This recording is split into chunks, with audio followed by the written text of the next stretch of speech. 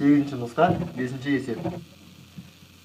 Теңдеуді шешіңіз. Бізге тригонометриялық теңдеу берілген 2 синус квадрат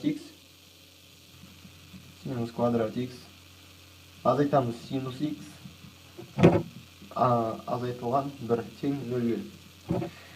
Біз бұл теңдеуге қарап отыратын болсақ, бұл белгілі бір квадрат теңдеуге ұқсас.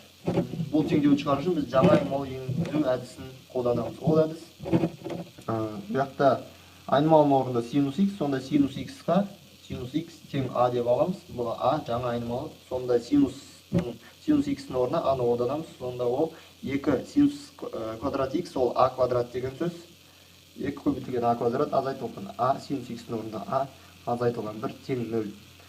Енді бұл жаңа квадрат теңдеуге сәйкес келгендіктен, бұл квадрат теңдеулердің бір жолы жаңа түбірлердің табу керек. Ол түбірлердің табуының бір жолы көбейткіштерге жіктеу.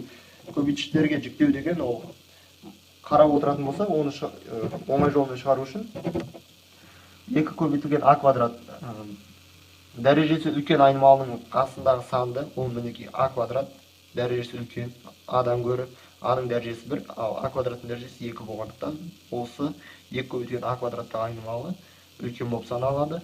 Бұның алдындағы санды 2-ні ең соңғы бос мүшеге апарып көбейтеміз. Сонда a квадрат минус a минус 2-ні 1-ге көбейтеміз, ол минус 1, минус 1-ді 2-ге көбейткенде минус 2 болады. Мінекей, мына санды мына жерге алып көбейттік, бұл тең 0-ге. Енді осыны біз көбейткіштерге жіктейміз. Көбейткіштерге жіктеу дегеніміз, мысалы қарайтын болсақ, a деген ол қандай сандардың көбейтіндісі? a квадрат деген ненің көбейтіндісі? a квадрат дегеніміз a мен a-ның көбейтіндісі. a көбейтілген a, осыны алдық. Енді ал 2 деген ненің көбейтіндісі?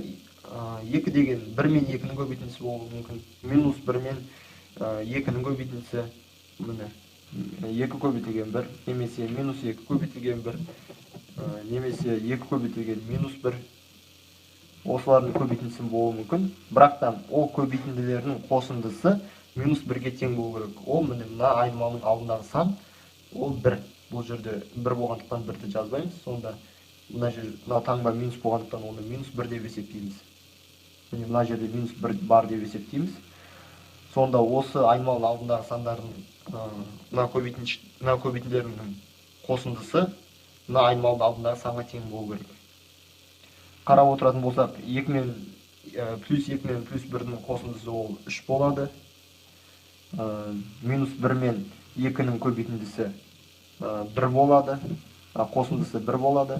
Ал минус 2 мен 1-дің қосындысы минус 1 болады. Міне бізге керек осы көбейткіштер, сонда біз осыған жіктейміз. Минус 2 көбейтілген 1. Міне.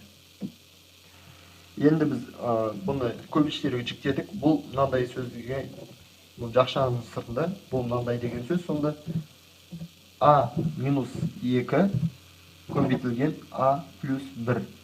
Бұл тең 0-ге.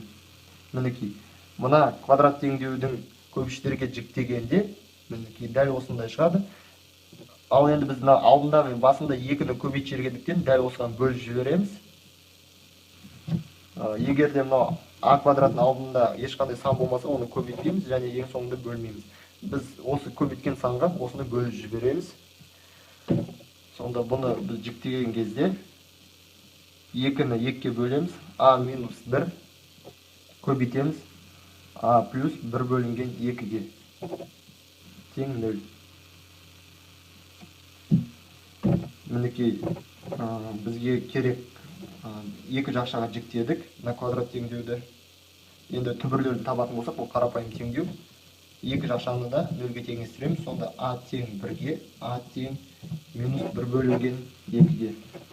Бұл жерде a деген басында жаңа айнымалы енгізген кездегі синус x. Сонда синус x тең a-ға, синус x тең 1-ге біріншісі 1-ге тең болады. Міне a-ның орнында синус x. Екінші түбірі синус x, міне a-ның орнына синус x жазамыз. Синус x тең минус 1 бөлінген 2-ге. Синус x тең минус 1 бөлінген 2-ге. Енді біз осы түбірлердің жауаптарын жазамыз. Синус x тең 1-ге дегеніміз, ол тұрақты шама. пи бөлінген 2 плюс 2 пи к. Бірінші жауабы осы, синус х тең 1-ге. Ал екінші жауабы синус х тең минус 1 бөлінген 2-ге. Ол минус 1-дің